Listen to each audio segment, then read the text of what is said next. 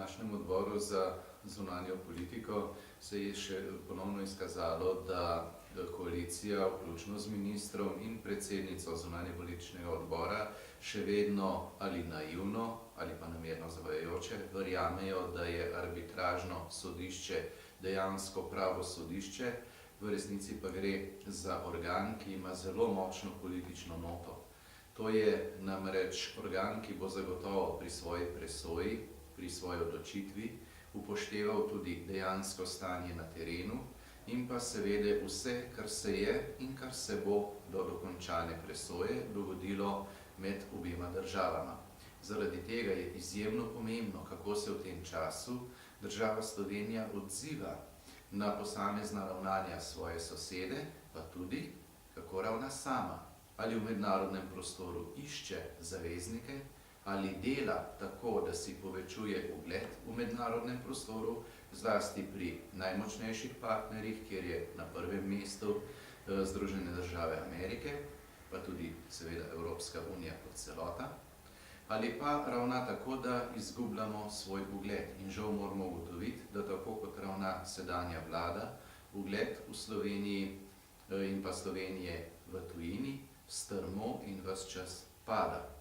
Iz tega vidika se naše izhodišče za arbitražno presojo zgolj poslabšuje, dodatno in najhujšo težavo pa predstavlja dejstvo, da Hrvatje nadaljujejo s svojo metodo malih korakov, se pravi, že takoj na začetku so postavili samo izhodišče arbitražnega sporazuma.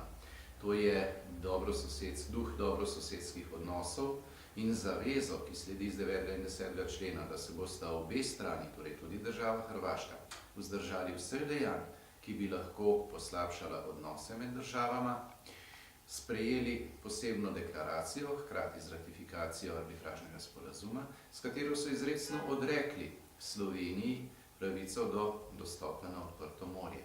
Sedaj to isto metodo nadaljujejo s pravilnikom in svojim siceršnjim ravnanjem ob slovenski meji.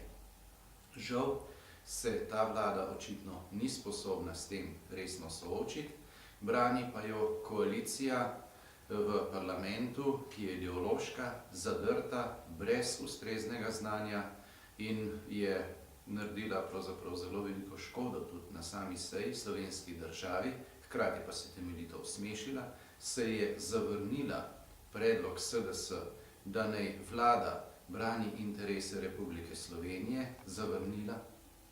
Koalicija je zavrnila predlog, da naj o vseh ukrepih in svojih nadaljnjih korakih, torej v svoji politiki, Ministrstvo za zunanje zadeve poroča odboru Državnega zbora za zunanjo politiko, čeprav je to zaveza po zakonu, ker pomeni, da zahtevajo, da država in vlada ravnata protizakonito.